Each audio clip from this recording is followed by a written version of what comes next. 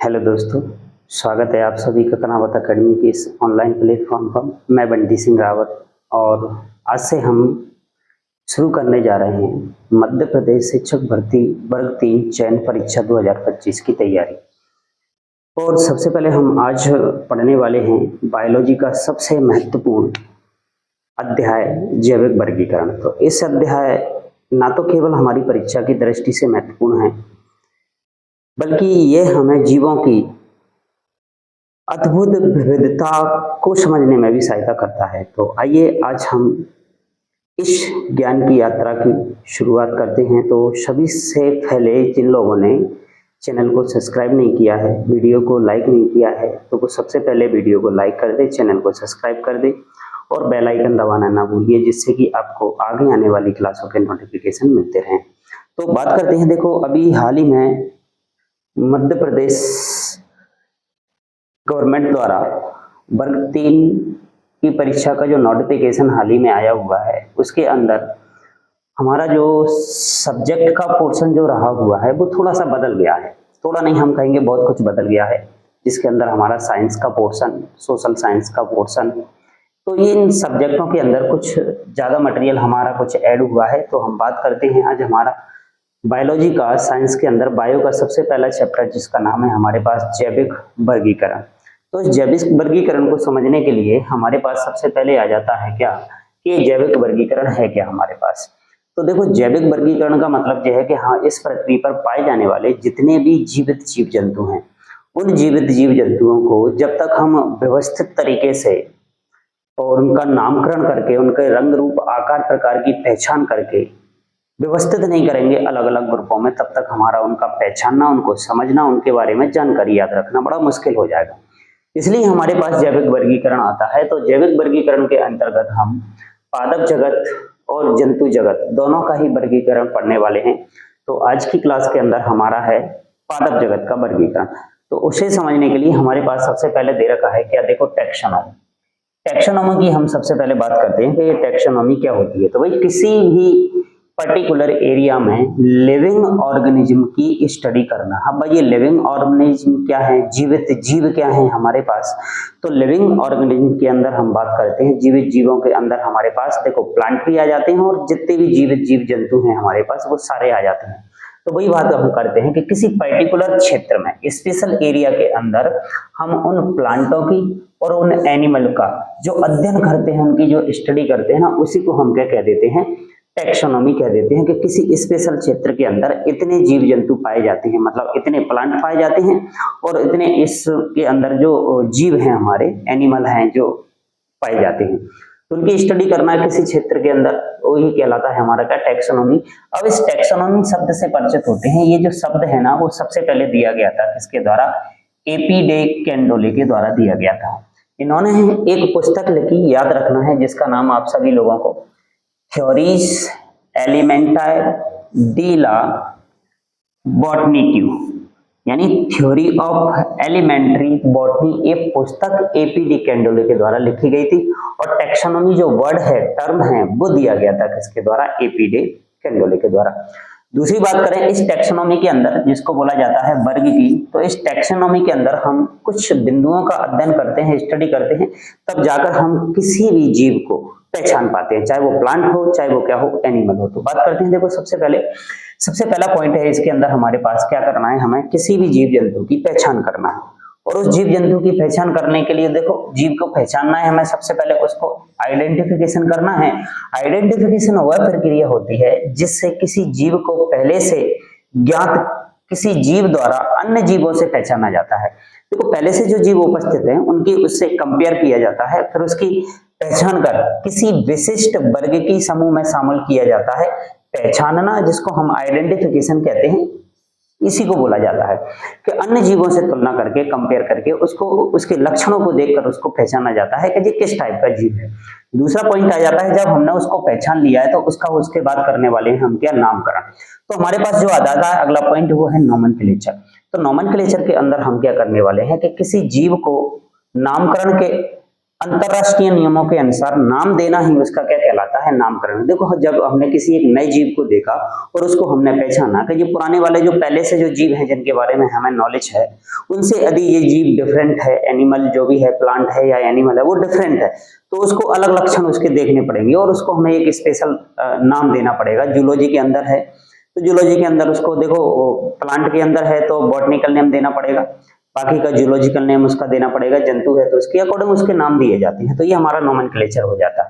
फिर हम उसका करते हैं वर्गीकरण, बोले तो क्लासिफिकेशन। क्लासिफिकेशन के अंतर्गत हम क्या करने वाले हैं कि उसके जो लक्षण हैं जीव जंतु के, उस जीव को हमने देखा, उसके बाहर से उन लक्षणों को हम देखा जाता है, उन लक्षणों को देखकर हम सरलता से उसके आधार पर उसको सुविधाजनक श्रेणी के अंदर कि भाई ये किस तरीके का प्लांट है तो वो किस तरीके का प्लांट है, उस प्लांट के लक्षण क्या है, फूल वाला है, फल वाला है, पत्ती वाला है, क्या है, जड़ तना पत्ती पाई जाती है तो उसके अंदर, उसके आधार पर उसको क्या किया जाता है, फिर व्यवस्थित किया जाता है, वो उसका क्लासिफिकेशन कहलाता है। और चौथा पॉइंट हमारे पास बनता है एफिनिटीज। एफिनिटीज का मतलब ये है कि ये जो जीव हमने जो खोजा है, जिसका क्लासिफिकेशन कर लिया, नोमेनक्लेचर कर लिया, आइडेंटिफिकेशन हमने कर लिया, अब उस जीव का हम अन्य जीवों के साथ क्या देखते हैं, कुछ ना कुछ संबंध कहीं ना कहीं कुछ रहा होगा, उसकी बात करते हैं। तो सबसे पहले टैक्सोनॉमी में हमारे पास यही पॉइंट इंपोर्टेंट होते हैं जिनको आपको याद रखना है, क्या कि आइडेंटिफिकेशन करना, नोमेनक्लेचर करना, क्लासिफिकेशन करना और एफिनिटीज। इन 4 पॉइंटों के आधार पर सबसे पहले हमें किसी भी टैक्सोनॉमी के अंदर किसी भी प्लांट या एनिमल की स्टडी करनी होती है। बात करते हैं आगे अगली स्लाइड के अंदर। अगली स्लाइड के अंदर आता है हमारे पास सिस्टमैटिक्स। देखो सिस्टमैटिक एक नया वर्ड्स आपके सामने आ रहा है भाई, इसकी हम बात करते हैं। देखो ये हमें क्या दे रखा है, देखो सिस्टमैटिक शब्द से परिचित होते हैं। तो सिस्टमैटिक शब्द जो है ना वो लीनियस ने दिया था भाई, इस बात को याद रखना है, क्वेश्चन पूछा जाता है। और सिस्टमैटिक शब्द लैटिन भाषा के शब्द जिसका नाम है सिस्टेमा, इससे बना हुआ है, जिसका अर्थ है कि जीवों की नियमित व्यवस्था। हर एक जीव जंतु जो भी है उसको एक सीक्वेंस में व्यवस्थित करना होगा, हम तभी जाके हम उसकी पहचान कर पाएंगे। तो लिनियस ने अपने पब्लिकेशन का एक नाम रखा था जिसका नाम है सिस्टेमा नेचुरी, इसीलिए इन्होंने रखा था।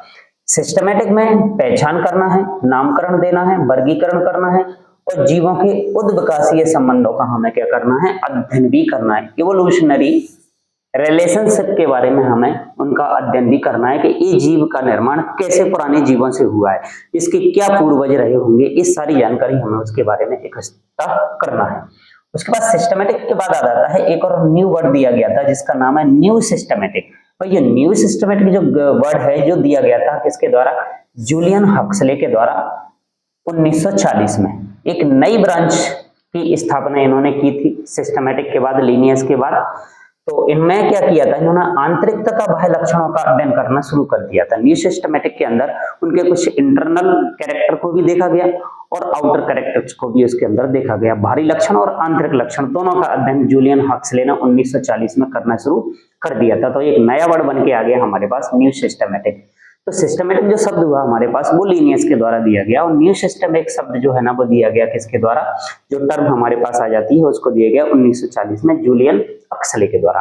कुछ नोट पॉइंट हमारे पास आ जाते हैं, जैसे कि सबसे पहला दे रखा है आधुनिक वर्गीकीय अध्ययनों में वर्गीकीय जो वैज्ञानिक है हमारे वो बाह्य लक्षण और आंतरिक संरचना, कोशिका की संरचना और कुछ विकासीय प्रक्रम और जीवों की पारिस्थितिकीय सूचनाओं का उपयोग करते हैं। भाई कोई जीव जो है जिसको हमने खोजा है तो आज की जो स्टडी कहलाती है तो उसके देखो बाह्य लक्षण भी हमें देखने हैं, उसके आंतरिक लक्षण भी देखने हैं, उसकी कोशिका की संरचना कैसी है, प्रोकैरियोटिक है या यूकैरियोटिक है, उसका विकास का क्रम क्या रहा है, उसकी पारिस्थितिक सूचनाएं क्या है, कैसे माहौल में कैसी एनवायरनमेंट में वो रह सकता है, ये सारे पॉइंटों का हमें अध्ययन करना है। दूसरा आता है सजीवों में सर्वाधिक विविधता।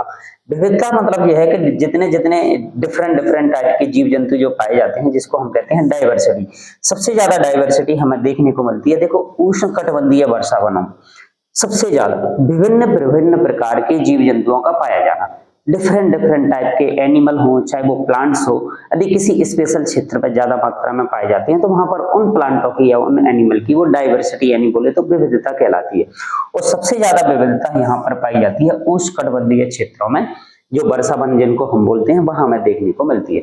उसके बाद दूसरा आता है हमारे पास क्या, सजीवों की विविधता। दूसरे नंबर पर आता है हमारे पास क्या, मूंगे की चट्टानें, जिन्हें हम कहते हैं कोरल रीफ। कोरल रीफ जो है ना हमारे पास, ये कैल्शियम कार्बोनेट CaCO3 से मिलकर बनी होती हैं भाई, ये बात आपको याद रखना है। ये मूंगे की जो चट्टानें होती हैं उनमें हमें दूसरे नंबर पर। तो सबसे ज्यादा जीव जंतु अलग अलग प्रकार के कहाँ पाए जाएंगे? उष्णकटिबंधीय वर्षा वनों में पाए जाएंगे। दूसरे नंबर पर वर्षा ये कहाँ मिलेंगे हमें? तो ये मिलेंगे हमें मूंगे की चट्टानों के अंदर, जिसे हम कह देते हैं कोरल रीफ। क्लियर बात हुई है आपकी? नेक्स्ट बढ़ते हैं अगली स्लाइड के अंदर। नेक्स्ट आ जाता है, नेक्स्ट कुछ टाइप्स ऑफ टैक्सोनॉमी आ जाती है हमारे पास। मतलब हमारे पास जो वर्गीकी है ना, उस वर्गीकी के क्या प्रकार हैं हमारे पास? देखो वर्गीकी अलग अलग प्रकार की हमारे पास है। सबसे पहले हम बात करते हैं, देखो पहले दे रखी है हमें कीमेटोटैक्सोनॉमी, जिसे हम रसायन वर्गीकी कहते हैं, नाम से ही हमें पता चल रहा है। तो रसायन वर्गीकी पादपों के रासायनिक संगठन का अध्ययन करने पर आधारित होगी। और रासायनिक वर्गीकी में हम कुछ एल्केलॉइड्स हैं हमारे पास, कैरोटीनॉइड्स हैं, टेनिन्स हैं, पॉलीसैकेराइड्स हैं, न्यूक्लिक अम्ल हैं, एसिड हैं, जिसको हम RNA DNA कहते हैं। न्यूक्लिक अम्ल क्या है हमारे पास? दो हैं हमारे पास, एक RNA और एक है हमारे पास क्या? DNA। उसके अंदर बसी अम्ल है, फैटी एसिड, एमिनो एसिड हैं उसके अंदर, एरोमेटिक्स कुछ और पदार्थ उनके अंदर पाए जाते हैं। इन सभी रासायनिक पदार्थों का उपयोग किया जाता है कीमोटैक्सोनॉमी की स्टडी करने के लिए। तो यदि हम इस तरीके से पदार्थों का प्लांटों के अंदर यदि अध्ययन कर रहे हैं, उनकी स्टडी कर रहे हैं, तो उसे हम बोल देते हैं क्या? ये कीमोटैक्सोनॉमी कहलाती है। ठीक है। दूसरा पॉइंट आता है हमारा टैक्सोनॉमी का प्रकार, साइटोटैक्सोनॉमी।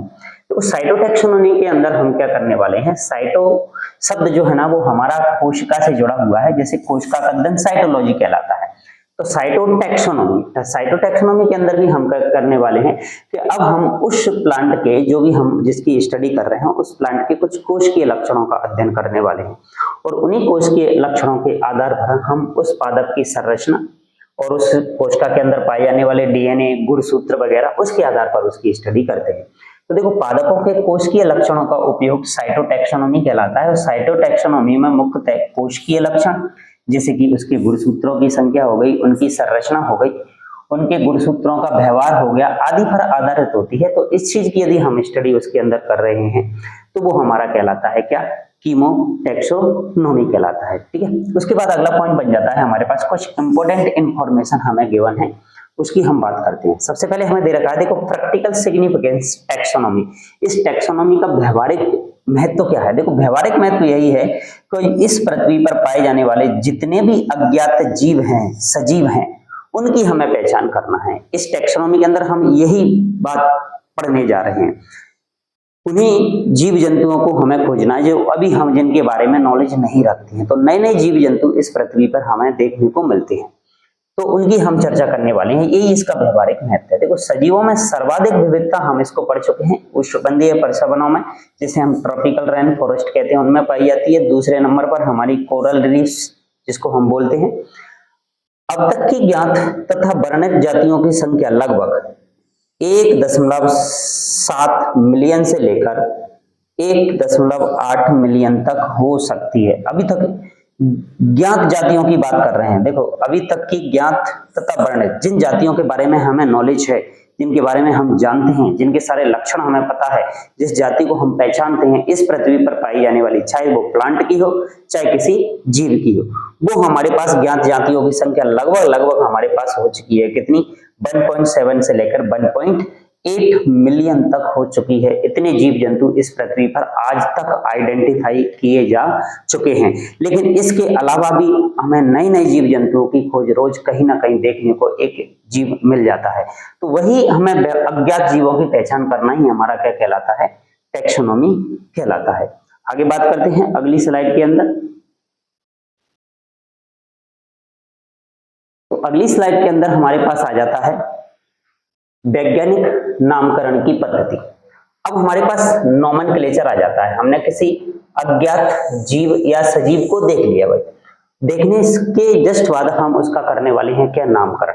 उसे नाम तो देना ही पड़ेगा, उसको पहचानेंगे किससे? जब तक उसका नामकरण नहीं किया जाएगा तो उस प्लांट को, उस एनिमल को, उस ऑर्गेनिज्म को हम किस तरीके से पहचानेंगे? तो वो पहचानने के लिए हमें उनका देना पड़ता है क्या? नामकरण करना पड़ता है, नोमेनक्लेचर करना पड़ेगा। तो नोमेनक्लेचर यहाँ पर जो किया जाता है ना, यानी हम बात करें नोमेनक्लेचर का मतलब यही है कि हम यहाँ पर यदि प्लांट की आज स्टडी कर रहे हैं हम, तो प्लांट के अंदर हम उनके बॉटनिकल नेम देते हैं, जिसे हम, अब ये बॉटनिकल नेम जो है ना, ये देने का जो तरीका है इसका भी एक सिस्टम है हमारे पास। तो सबसे पहली पद्धति हमारे पास आ जाती है द्विनाम पद्धति, जिसे हम कहते हैं बाइनोमियल सिस्टम। तो जो बाइनोमियल सिस्टम का मतलब क्या है, देखो बाई मतलब दो होता है, बाइनोमियल सिस्टम दो। बाइनोमियल सिस्टम का मतलब ये होता है कि जब कोई जीव जंतु का जब नाम लिखा जाएगा तो वो दो भागों से मिलकर बना होगा। अब वो दो भाग हैं क्या, उसकी बात हम करते हैं। तो बाइनोमियल सिस्टम जो है ना, वो सबसे पहले तो विकसित की गई थी किसके द्वारा, कैरोनस लीनियस के द्वारा। तो इन्होंने सबसे पहले द्विनाम पद्धति का उपयोग किया मान लो। तो इनसे पहले भी और देखा जाए तो और भी वैज्ञानिक हमारे पास थे, जैसे द्विनाम पद्धति को सबसे पहले गैस्पार्ड वाहेम ने दी थी। इनकी पुस्तक का नाम भी आप लोग याद रख सकते हैं, फाइनेक्स थिएटर बॉटनी का, याद रखना है। यदि वैज्ञानिक तरीके से यदि देखा जाए जिसका इन्होंने डिटेल स्टडी किया ना, तो वो थे हमारे पास कौन, लीनियस। लीनियस से पहले भी इनके बारे में बताया जा चुका था। तो जो कैरोनस लीनियस है हमारे पास, इन्होंने द्विनाम पद्धति का सबसे पहले प्रैक्टिकली प्रयोग किया था भाई, और कई पादप और कई जंतुओं के इन्होंने वैज्ञानिक नाम भी प्रस्तुत किए थे। तो आज हम कई पेड़ पौधों के वैज्ञानिक नाम याद रखते हैं। बहुत सारे पेड़ पौधों के नाम, वैज्ञानिक नाम आपको याद होंगे, जैसे कि सोयाबीन है हमारे पास, ग्लाइसिन मैक्सिकम होता है हमारे पास, और चना है हमारे पास, साइसर अरेटिनम होता है, गेहूं है टिटिकम एस्टिवम होता है हमारे पास। ऐसे बहुत सारे एस्टिवम सटाइवम है, बहुत सारे प्लांट हैं जिनके हमने नाम दे रखे हैं। तो इसमें बहुत सारे नाम प्लांटों के दिए कैरोनस लीनियस के द्वारा। तो पादपों का वैज्ञानिक नाम कैरोनस लीनियस ने अपनी पुस्तक जो है ना उसमें प्रस्तुत किए थे, जिसका नाम है स्पीसीज प्लांटेरम, याद रखना है, वो बहुत इंपॉर्टेंट बुक है इनकी, इसमें इन्होंने दिए थे। अब स्पीसीज प्लांटेरम सबसे पहले 1 मई 1753 में प्रकाशित हुई थी। इसका मतलब ये हुआ कि जब पहली बार स्पीसीज प्लांटेरम जो बुक है इनकी कैरोनस लीनियस की 1 मई 1753 को प्रकाशित हुई, तो इसका मतलब ये हुआ कि इससे पहले तक किसी भी पौधे का कोई भी वैज्ञानिक नाम मान्य नहीं होगा, क्योंकि इन्होंने ही नाम दिए थे। इसके बाद जो ये दिए गए वो सारे नाम फिर मान्य होंगे। इससे पहले हम पेड़ पौधे का जो भी बॉटनिकल नेम हमने रखा होगा या जिसको भी हम जिस नाम से भी जानते होंगे वो कोई वैलिड नहीं होगा। तो अब जो वैलिडिटी हमारी रहने वाली है, जो भी हमने पेड़ पौधों को उस समय पर खोजा होगा इस डेट से पहले, वो नाम सब हमारे क्या हो गए, कैंसिल हो गए, वो नाम अब मान्य नहीं होगा। कैरोनस लीनियस ने एक पुस्तक है जिसका नाम और है हमारे पास सिस्टेमा नेचुरी लिखी। इस पुस्तक का जो 10वां संस्करण था, याद रखना है, 10वां जो अध्याय था मान लो इसका, इसमें लीनियस ने जंतुओं के भी वैज्ञानिक नाम प्रस्तुत किए थे भाई, याद रखना है। देखो लीनियस एक ऐसा व्यक्ति रहा है जिसने जब नामकरण की शुरुआत जब की थी, तो नामकरण की शुरुआत में ही इन्होंने पौधे के भी वैज्ञानिक नाम दे दिए और जंतुओं के भी वैज्ञानिक नाम दे दिए। जंतुओं के वैज्ञानिक नाम दिए इन्होंने किसमें, सिस्टेमा नेचुरी में लिखे, और पौधों के जो वैज्ञानिक नाम इन्होंने दिए वो स्पीसीज प्लांटेरम, नाम से याद रखना, प्लांट यानी प्लांट के वैज्ञानिक नाम किसमें दिए गए थे, स्पीसीज प्लांटेरम में, और जंतुओं के वैज्ञानिक नाम किसमें दिए गए, सिस्टेमा नेचुरी। तो जो दो बुक इनके द्वारा जो लिखी गई थी उसमें उन्होंने प्लांटों के और एनिमल दोनों के नाम देना शुरू कर दिए थे। अब बात करते हैं देखो सिस्टेमा नेचुरी की। सिस्टेमा नेचुरी का 10वां संस्करण 1 अगस्त 1758 को इन्होंने प्रकाशित किया। इसलिए कोई भी जीव जंतु का जो वैज्ञानिक नाम होगा वो नाम माना जाएगा 1 अगस्त 1758 से प्रारंभ माना जाएगा। मतलब इससे पहले जो नाम दिया गया होगा किसी भी एनिमल को वो उसका वैलिड नहीं होगा। और इसी तरीके से 1753 से पहले यदि कोई प्लांट का नाम दिया गया होगा तो वो प्लांट का नाम भी वैलिड नहीं होगा। ये दो बातें हैं इनके द्वारा बताई गई थी। ठीक है, आगे बात करते हैं। नेक्स्ट स्लाइड में आ जाती है। देखो अगली स्लाइड की बात की जाए तो देखो अब जीव जंतु का नाम हमें पता चल गया कि किसी भी जीव जंतु का नाम जो है ना वो दो भागों से मिलकर बना होगा, उस तरीके से वो लिखा जाएगा। ठीक है भाई बात। तो बाइनोमियल के बाद एक ट्राइनोमियल सिस्टम भी दिया गया था, किसके द्वारा, हक्सले एंड स्ट्रिकलैंड के द्वारा दिया गया था भाई, हक्सले एंड स्ट्रिकलैंड। देखो हमने अभी तक सिर्फ बाइनोमियल की स्टडी की है नोमेनक्लेचर के अंदर। फिर ट्राइनोमियल भी दिया गया है। इसका मतलब ये हुआ कि किसी भी पौधे का जब वैज्ञानिक नाम लिखा जाएगा तो वो 3 भागों से मिलकर बना होगा, लेकिन अभी तक हमने सिर्फ 2 ही भागों के नाम याद किए। कुछ रेयर कंडीशन हमारे पास ऐसी बनती हैं, जब हम उसको पहचानते हैं, आइडेंटिफाई करते हैं, उसका क्लासिफिकेशन, नोमेनक्लेचर, वेपनिटीज वगैरह ये करते हैं, तो हमें उसका नाम देना भी आवश्यक होता है। तब ट्राइनोमियल भी है हमारे पास, लेकिन जब ये ट्राइनोमियल जो दिया गया ना, ये हमारे पास दिया गया बाइनोमियल की हेल्प के लिए। जब किसी प्लांट का, एनिमल का नाम यदि बाइनोमियल से लिखा नहीं जा रहा है तो हमें उसे ट्राइनोमियल की हेल्प लेनी पड़ती है, तो वो हम आगे पढ़ेंगे। एक डेफिनेशन, एक फुल फॉर्म आपको याद रखनी है, ICVN। इसका मतलब international code of botanical nomenclature. याद रखना है आपको, फुल फॉर्म ये पूछी जाती है आपसे, international code of botanical nomenclature, इसको आपको याद रखना है, ICVN। अब ICVN का जो रिलेशन है ना, वो हमारा है किसके साथ? प्लांट के साथ। इसके अंदर हम प्लांट की बात करने वाले हैं, मतलब एक संस्था है जो कि इंटरनेशनल लेवल पर वैलिड है, और इस दुनिया के अंदर, इस पृथ्वी पर पाए जाने वाले जितने भी प्लांट होंगे, इसी के अकॉर्डिंग उनके वैज्ञानिक नाम हमें देने पड़ेंगे। जो भी वैज्ञानिक या कोई भी व्यक्ति उस प्लांट की यदि खोज करता है तो उसे ICVN के रूल्स को क्या करना पड़ेगा? फॉलो करना पड़ेगा। तो देखो, बात करते हैं ये क्या है। देखो, पादप नामकरण से संबंधित नियमों का संग्रह ही क्या कहलाता है? ICVN। प्लांटों के नामकरण से संबंधित, किसी भी प्लांट को क्या नाम देना है, ऐसे नहीं कोई भी कुछ भी उठा के किसी भी वैज्ञानिक ने उस पौधे का कुछ भी नाम रख दिया, ऐसा नहीं चलेगा। प्लांटों का भी वैज्ञानिक नामकरण करने के लिए हमें उसके बनाए हुए नियमों को भी फॉलो करना पड़ता है, उसी को हम कहते हैं ICVN। इसके अंदर उन प्लांट से संबंधित सारे नियमों का संग्रह है। इस ICVN को सबसे पहले 3 वैज्ञानिक थे हमारे पास, 1930 में दिया गया था। उन 3 वैज्ञानिकों के नाम याद रखना है आपको। एक तो दे रखा है हमें स्प्रेग, दूसरा दे रखा है हमें हिटचॉक, और तीसरा हमें दे रखा है ग्रीन। इन 3 वैज्ञानिकों के द्वारा इस ICVN को सबसे पहले दिया गया था। कब? 1930 में, याद रखना है। और ICVN को सर्वप्रथम 1961 में लागू कर दिया गया था भाई, तो ये लागू भी हो गया। अब इसी के अकॉर्डिंग सारे नाम दिए जाएंगे। सबसे पहले 1930 में उन्होंने इसको बनाकर तैयार किया गया, इस तरीके से नियम देने होंगे हमें, तब जाकर हम किसी प्लांट का वैज्ञानिक नाम लिख पाएंगे, और उसको पब्लिश कर दिया गया 1961 में। क्या हुआ देखो, उसके लिए एक 12th इंटरनेशनल कांग्रेस हुआ जो 1975 में, जगह का नाम है लेनिनग्रेड में हुआ था। उस समय पे उसमें कुछ सुधार किए गए, क्योंकि जैसे 1961 में कुछ दिया गया होगा, उसके बाद उसमें भी कहीं ना कहीं सुधार की कोई गुंजाइश रही होगी। तो 1975 में जो 12वां इंटरनेशनल कांग्रेस जो हुआ, उसमें कुछ ICVN में सुधार किए गए। अब उस सुधार के बाद 1978 में ICVN को फिर से प्रकाशित किया गया, और ICVN इस प्रकार से 2 बार प्रकाशित हुआ था। एक तो पहली बार हुआ हमारा कब? 1961 में, और दूसरी बार प्रकाशित हुआ कब? 1978 में। और 1975 में क्या हुआ था भाई? उसमें कुछ सुधार किए गए, सुधार करने के बाद ही तो उसको क्या किया जाएगा?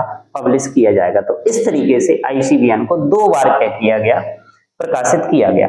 लेकिन हर बार इस ICVN के हर 6 महीने बाद इसका कुछ रिवीजन, कुछ इसके अंदर बदलाव, हर 6 महीने के अंदर कुछ ना कुछ चेंजेस इसके अंदर किए जाते हैं। अब हम बात करते हैं मेन रूल ऑफ ICVN। क्या है भाई हमारे पास इस ICVN के रूल?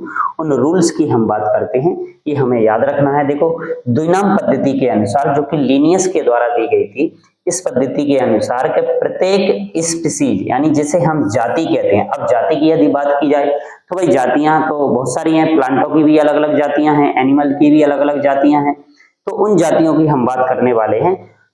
उस जाति के नाम में 2 घटक या शब्द होते हैं भाई। क्या क्या होते हैं? देखो, एक होता है हमारे पास क्या? जेनरिक नेम, जिसे हम नेम ऑफ जीनस यानी वंश का नाम कहते हैं, और दूसरा होता है स्पेसिफिक एपिथेट, यानी उस जाति के पद का संकेत होता है। अब क्या करेंगे? एक ट्राइवलियन नाम भी होगा हमारे पास, क्योंकि जब द्विनाम पद्धति है तो किसी जीव का नाम 2 भागों से मिलकर बना होगा, और ट्राइनोमियल है तो किसी जीव का नाम 3 भागों से मिलकर बना होगा। तो इसलिए हमने एक लाइन यहाँ पर लिख दी है कि ट्राइबल नेम पौधे का विशिष्ट नाम होगा। 3 नाम जब दिए होंगे, जैसे हम बात करते हैं, कुछ एग्जाम्पल हमें दे रखे हैं।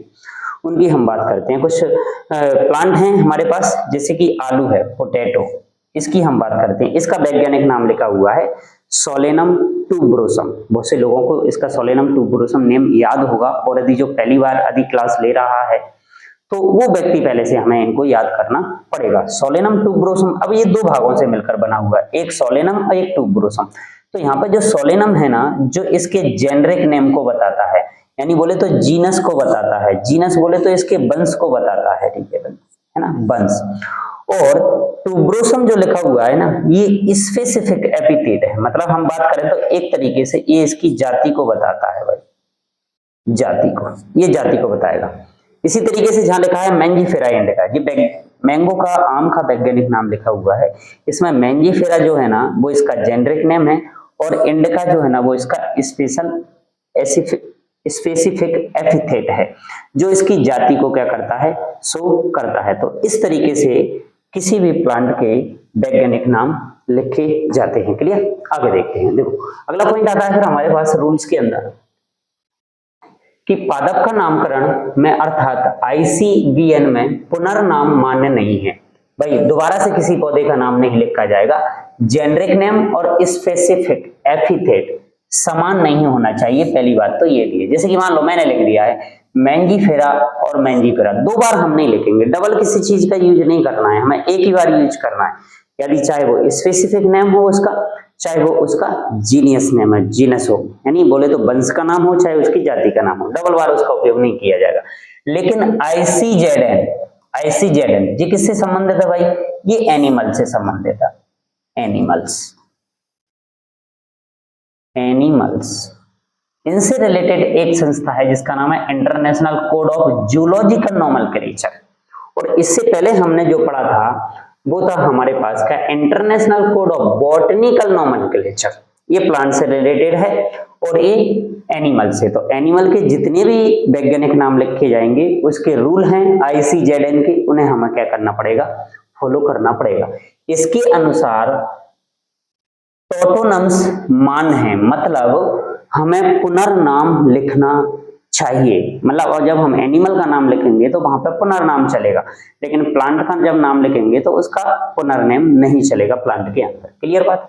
जैसे कि हम बात करते हैं इसके अनुसार, मान लो कोई इंडियन कोबरा हमें दे रखा है यहाँ पर, और इस इंडियन कोबरा के अंदर देखो हमने नाजा दो बार लिखा हुआ है।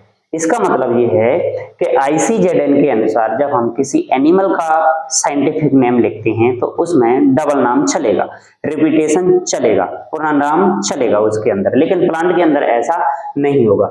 जैसे कि रेड चूहा का यदि हम वैज्ञानिक नाम लिखते हैं तो उसको लिखते हैं रेटस, ठीक है, रेटस, मतलब डबल बार चलेगा। जब हम एनिमल का साइंटिफिक नेम लिखेंगे तो उनके अंदर डबल नाम, पुनर्नाम चलेगा, प्लांट के अंदर नहीं चलेगा, ये बात हमें याद रखनी है। जैसे कि जेनरिक नेम का पहला अक्षर बड़ा, भाई ये कुछ रूल हैं छोटे मोटे, इन्हें हमें याद रखना है, और स्पेसिफिक नेम या एपिथेट का पहला अक्षर छोटा होना चाहिए। भाई जब भी हम किसी चीज का अल्फाबेटिकल नाम लिखते हैं तो उसका पहला अक्षर तो हम वैसे भी कैपिटल बनाते हैं, लेकिन उसके बाद उसका जो स्पेसिफिक एपिथेट यानी जो उसकी जाति आएगी, उस जाति का नाम हमारा क्या होना चाहिए, स्टार्ट स्मॉल लेटर से होना चाहिए, ये बात हमें याद रखना है। दूसरा है हमारे पास अच्छा पॉइंट है कि जब हम हाथ से लिखते समय या टाइप करते समय दोनों नामों को अलग अलग रेखांकित किया जाना चाहिए, मतलब दोनों को हमें क्या करना पड़ेगा, अंडरलाइन करना पड़ेगा, एक ही लाइन नहीं खींचेंगे, अलग अलग लाइन से अंडरलाइन करना पड़ेगा। लेकिन छापते समय पादप का जब वैज्ञानिक नाम इटैलिक भाषा में तिरछे में छापा जाना चाहिए, यह लैटिन उत्पत्ति को दर्शाता है, ठीक है ना। ये हमें इटैलिक, आप जानते हो तिरछे में जब उनको लिखा जाता है तो हमारे इटैलिक कहलाता है, तो ये बात हमें याद रखना है। तो हमने यहाँ पर जो भी इनके साइंटिफिक नेम लिखे हुए हैं ये हमारे पास ये सब लैटिन लैंग्वेज में ही लिखे हुए हैं, जिसमें हम तिरछे अक्षरों को लिखते हैं। ये इसका रूल है जो कि हमें याद रखना पड़ेगा। दूसरा आता है, मान लो अलग अलग प्लांट की खोज अलग अलग वैज्ञानिकों के द्वारा की गई थी, तो सारे प्लांटों के वैज्ञानिक नाम जो दिए गए होंगे वो किसी एक वैज्ञानिक के द्वारा तो नहीं दिए गए होंगे। शुरुआत में जब जो भी प्लांट हैं, जो भी एनिमल हैं, उनके जब साइंटिफिक नेम दिए जा रहे होंगे तो बहुत सारे साइंटिफिक नेम तो लिनियस के द्वारा दिए गए थे, क्योंकि उन्होंने अपनी प्लांट के लिए और एनिमल के लिए दोनों के लिए साइंटिफिक नेम देना शुरू किए थे। लेकिन अब जब इतने साइंटिस्ट हुए होंगे आगे, तो उन्होंने भी तो किसी प्लांट का या किसी एनिमल का वैज्ञानिक नाम दिया होगा, तो फिर वो कैसे पता चलेगा, कैसे हम याद रखेंगे कि किस प्लांट का वैज्ञानिक नाम किस साइंटिस्ट के द्वारा दिया गया।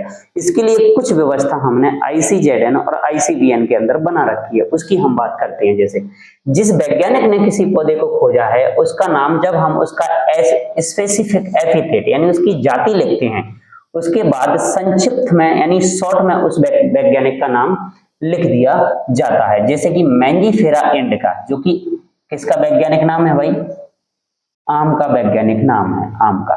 तो उस आम के पीछे हमने जो LINN लगा हुआ है, इसका मतलब है लिन। लिन का मतलब यहाँ पर है लीनियस। इसका मतलब ये हुआ कि ये मैंजीफेरा इंडिका जो हमने इसका साइंटिफिक नेम लिखा हुआ है, उसके आगे हमने लिन नाम लिख दिया है, तो इसकी खोज लीनियस के द्वारा की गई थी। तो उस हम साइंटिस्ट का नाम, जिससे भाई अब आने वाले वैज्ञानिक जो होंगे भाई उनको बुरा ना लगे कि भाई हमारा नाम कहाँ है, मैं सारे नेम तो लीनियस के द्वारा दे दिए गए थे, तो फिर हमारा भी तो कहीं कुछ नाम होना चाहिए, हमें तो कोई याद नहीं करेगा। इनकी सारी हिस्ट्री हम इस तरीके से याद कर रहे हैं, तो हमें भी तो याद रखना होगा। तो वो उन वैज्ञानिकों के उसके पीछे नाम दिए जाते हैं। ये ICZN और ICVN दोनों के लिए नियमों को लागू कर दिया गया था। दूसरा नाम है वैज्ञानिक नाम पौधे का इटैलिक भाषा में लिखा जाएगा। जब भी हम किसी प्लांट का वैज्ञानिक नाम जब हम लिखेंगे तो उसका नाम इटैलिक में लिखा जाएगा, लेकिन जब हम किसी वैज्ञानिक का नाम लिखते हैं तो वो सामान्य लैंग्वेज, सामान्य तरीके से लिखा जाएगा। तो आपने देखा कि जब हमने इसका वैज्ञानिक नाम लिखा तो ये तो हमने तिरछे में लिखे हैं, और जब हमने इस वैज्ञानिक का नाम यहाँ पर लिखा लीनियस का, वो हमने सीधी नॉर्मल सामान्य लैंग्वेज में उनको लिखा है, मतलब इटैलिक में नहीं लिखा हुआ है। ठीक है, ये बात भी हमें याद रखना है। वैज्ञानिक का नाम लैटिन यानी सामान्यतः या ग्रीक भाषा में होना चाहिए। वैज्ञानिक नाम, जो भी प्लांट का वैज्ञानिक नाम जब लिखा जाएगा, उनके लिए जो वर्ड यूज किए जाते हैं नेम लिखने के लिए, तो हमको लगता है कि भाई कि इस प्लांट का ये वैज्ञानिक नाम लिखा गया है। ये वैज्ञानिक नाम इतने कठिन वर्ड जो हमें देखने को मिलते हैं, इनका मीन्स हमें पता नहीं होता। ये किस लैंग्वेज से लिए जाते हैं, तो भाई उन लैंग्वेज से लिए जाते हैं जो भाषाएं पहले प्रचलन में थी, पहले बोली जाती थी, लिखी जाती थी, पढ़ी जाती थी, लेकिन आज जो वो भाषाएं मृत हो चुकी हैं, जिनको बोला नहीं जाता है, जिनका कहीं लिखने में यूज नहीं किया जाता है, उन्हें हम मृत भाषाएं कह देते हैं। तो उन भाषाओं में उनका नाम लिखा जाता है। तो सबसे ज्यादा हम यूज करते हैं किसको, लैटिन भाषा का यूज, या फिर बोले तो ग्रीक भाषा का यूज, क्योंकि ये भाषाएं दोनों की दोनों भाषाएं कैसी हो चुकी हैं, मृत हो चुकी हैं। इन भाषाओं को आज लिखने में, बोलने में इनका कहीं से कहीं तक उपयोग नहीं किया जाता है। तो याद रखना ये बात। नए खोजे गए पादप का टाइप स्पेसिमेन, मतलब उसको बोलते हैं हर्बेरियम सीट, हर्बेरियम में रखा जाना चाहिए। भाई हर्बेरियम सीट एक ऐसी सीट होती है कि भाई हमने एक बड़ी सीट हमने कागज का ले लिया है, उस सीट के अंदर हमने उस प्लांट को देखा, तो उस प्लांट को उस सीट के अंदर हम क्या करने वाले हैं भाई, ये हमने एक सीट ले ली है इसके अंदर, और इसके अंदर हम उस प्लांट के फोटो लगाने वाले हैं, और उसको स्टेपल यहाँ पर कर देंगे, और उसके बारे में हम फिर लिखेंगे कि इसके अंदर फूल है, फल है, जड़ है, पत्ती है, उसका तना है। ये सारी बातें हम एक बोर्ड पर उसमें लिखेंगे, उसे हम कह देते हैं हर्बेरियम सीट। और भी इसके बारे में जो भी हम लक्षण, इसके बारे में हमने अभी हाल ही में इस पौधे को खोजा है, उसके बारे में जो जो जानकारियां जिस प्लांट से ये मैच करती है, उन सारी बातों को हम इसमें लिख के रख देते हैं, उसे हम कह देते हैं क्या, हर्बेरियम सीट। और हर्बेरियम वो जगह होती है जहां पर उनको रखा जाता है। ठीक है, तो ये बात हमारी इसकी हो गई। आगे बात करते हैं। देखो अगली स्लाइड में जाते हैं। अगली स्लाइड में कुछ नोट पॉइंट हमें दे रखे हैं। जेनरिक नेम और स्पेसिफिक नेम की लंबाई 3 से 12 अक्षरों तक की ही होनी चाहिए। भाई ये बात है, चाहे तो हम जेनरिक नेम लिखें किसी भी प्लांट का, चाहे हम उसका स्पेसिफिक नेम लिखें, उनकी लंबाई भी फिक्स है, 3 से लेकर 12 अक्षरों तक होनी चाहिए। इससे ज्यादा यदि किसी वैज्ञानिक किसी पौधे का नाम लिखता है और यदि उसमें अक्षर ज्यादा आ जाती हैं तो वो नाम वैलिड नहीं होगा। वैज्ञानिक नाम लैटिन भाषा, ग्रीक भाषा में होना चाहिए, क्योंकि ये दोनों भाषाएं मृत हैं, पढ़ चुके हैं। नए खोजे गए पादपों का हर्बेरियम सीट में रखा जाना चाहिए, जो अभी हमने बनाई थी। अब जो हर्बेरियम सीट ले रहे हैं हम बनाने के लिए, उसका आकार कितना होना चाहिए, तो आपको याद रखना है कि 11.5 से 16.5 इंच में होना चाहिए, या फिर हमारे पास ये होना चाहिए 29.41 सेंटीमीटर के रूप में हमारे पास होना चाहिए, ये होना चाहिए। अब हर्बेरियम सब अलग अलग प्रकार की होती है, नाम आपको याद रख लेना है कि होलोटाइप होती है, लैक्टोटाइप होती है, नियोटाइप होती है, सिनटाइप, आइसोटाइप और पैराटाइप। ये कुछ हर्बेरियम सीड के हमें प्रकार दे रखे हैं, इनके बारे में ज्यादा डिटेल हम नहीं पढ़ेंगे, हम नाम इनके याद रख सकते हैं कि हर्बेरियम सीड के प्रकार होलोटाइप, लैक्टोटाइप, नियोटाइप, सिनटाइप, आइसोटाइप और पैराटाइप। इस तरीके से हर्बेरियम सीड हमारी बनके तैयार होती है। नेक्स्ट आ जाता है देखो ट्राइनोमियल सिस्टम। अब हमें जरूरत पड़ी, देखो जब किसी प्लांट के बाइनोमियल सिस्टम जो लीनियस के द्वारा दी गई थी उसके अकॉर्डिंग उनके कुछ वैज्ञानिक नाम नहीं लिख के जाते हैं, तो हमें फिर हेल्प लेनी पड़ती है किसकी, ट्राइनोमियल सिस्टम की। इस पद्धति के अनुसार जीव के नाम में 3 शब्द सम्मिलित किए जाते हैं। एक तो वही हमारे पास जेनरिक नेम, स्पेसिफिक एपिथेट वही है जाति का नाम। अब फिर हमारे पास आ जाता है सब स्पेसिफिक एपिथेट, जो कि उसके नेम ऑफ वैरायटी, उसकी जो वैरायटी है उसको दर्शाएगा कि किस टाइप की वैरायटी उसकी देखने को मिल रही है। जैसे कि हमें कुछ यहाँ पर दे रखे हैं, जहां पर हम इस किसी प्लांट का वैज्ञानिक नाम लिखते हैं तो उसके 3 भागों से नाम मिलकर बना होता है, जो कि सही है आज हमारे पास, क्योंकि ट्राइनोमियल सिस्टम इसीलिए दिया गया कि कुछ पौधों को पहचान कर उनका नामकरण करना बड़ा मुश्किल हो रहा था, 2 भागों से उनका नाम नहीं बन रहा था, बाइनोमियल सिस्टम से उसका नाम नहीं बन पा रहा था, तो फिर हमने उनको बनाने की कोशिश की किसके आधार पर, ट्राइनोमियल सिस्टम के आधार पर। जैसे कि सबसे पहले दे रखा है ब्रेसिका, ओलेरेसिया, बोट्राइटस। देखो इसके 3 भाग हैं, एक भाग एरा इसका, एक भाग एरा, एक भाग, ये तीनों भाग मिलकर एक पौधे का वैज्ञानिक नाम बनाते हैं, जिसको हम बोलते हैं फूल गोभी, कॉलीफ्लावर, फूल गोभी, कॉलीफ्लावर, ब्रेसिका, ओलेरेसिया, बोट्राइटस। ठीक है, ऐसी दूसरी बात करें, ब्रेसिका, ओलेरेसिया, कैपिटेटा। देखो ये ट्राइनोमियल में तीसरा जो नाम है जिसको हम बोल रहे हैं सब specific epithet, name of variety, उसकी वैरायटी को शो करेगा भाई, कैपिटेटा। और दूसरा आ जाता है ब्रेसिका ओलेरेसिया यानी कोलोरापा। यानी हमारे पास जो गोभी है वो गोभी हमें 3 तरीके की देखने को मिलती है, एक फूल गोभी है हमारे पास, एक पत्ता गोभी है और एक गांठ गोभी और होती है। तो फूल गोभी को हम बोलते हैं कॉलीफ्लावर, पत्ता गोभी को बोलते हैं हम कैबेज और गांठ गोभी को बोलते हैं नॉल। ठीक है, याद रखना है। अब जेनरिक नेम, स्पेसिफिक एपिथेट और वैरायटी ये इनकी दे रखी है भाई। ये ब्रेसिका जो दे रखा है ना, ये इसका क्या है भाई, जेनरिक नेम। ओलेरिशा क्या है इसका, ओलेरेसिया क्या है, स्पेसिफिक एपिथेट। और ये क्या है, इसकी वैरायटी। तो भाई हम यदि 2 भागों से मिलाकर इनका वैज्ञानिक नाम लिख देते, यानी ब्रेसिका, ओलेरेसिया, तो हमारा पहचानना बड़ा मुश्किल हो जाता कि हम गांठ गोभी की बात कर रहे हैं या फूल गोभी की बात कर रहे हैं या फिर हम पत्ता गोभी की बात कर रहे हैं, क्योंकि तीनों ही गोभियों का जब हमारे पास वैज्ञानिक नाम निकल के आया, बॉटनिकल नेम निकल के आया, तो वो सिर्फ निकल के आया क्या, Brassica oleracea, Brassica oleracea, Brassica oleracea. तो हम कैसे पहचानते फिर उसको कि हम फूल गोभी की बात कर रहे हैं या फिर पत्ता गोभी की बात कर रहे हैं या फिर गांठ गोभी की। इसलिए फिर हमें जरूरत पड़ी किसकी हेल्प लेने की, ट्राइनोमियल सिस्टम की, यानी बोले तो त्रिनाम पद्धति। क्लियर हुई है ये बात भाई कि त्रिनाम पद्धति क्यों दी गई और द्विनाम पद्धति क्यों आई। तो द्विनाम पद्धति शुरुआत में जब लीनियस के द्वारा दी गई, उन्होंने कुछ सिंपल प्लांट जो भी खोजे उनके नाम तो उन्होंने दे दिए, लेकिन जैसे ही वैज्ञानिकों के द्वारा और नई नई जातियों की खोज की गई तो उनके लक्षण जब मैच किए गए तो उनका वैज्ञानिक नाम, बॉटनिकल नेम जो है ना, वो 2 भागों से नाम नेम तो बन रहा था, लेकिन हम जातियों में अंतर पता नहीं कर पा रहे थे कि हम एक ही पौधे की अलग अलग जातियां हमें देखने को मिल रही थी। तो फिर हमने ट्राइनोमियल की क्या ली थी, हेल्प ली थी। ये बात हमारी वहां पर हुई थी। ठीक है, नेक्स्ट बात करते हैं। अब आ जाता है हमारे पास क्या, क्लासिफिकेशन, जिसे हम कहते हैं बायोलॉजिकल क्लासिफिकेशन यानी जैविक वर्गीकरण। इसमें हम क्या करने वाले हैं कि जीवों को पहचानना है, उनको विभेदित करना है और किसी समूह में रखना है जिससे उनके आपसी संबंधों का पता किया जा सके। इसी को ही हम क्या कह देते हैं, वर्गीकरण। तो भाई सबसे पहले हमने किसी एक नए जीव को देखा, उसको पहचान लिया। अब पहचानने के बाद हमने उसको विभेदित किया, देखा कि इसमें क्या क्या अलग पाया जाता है, क्या क्या सेम पाया जाता है।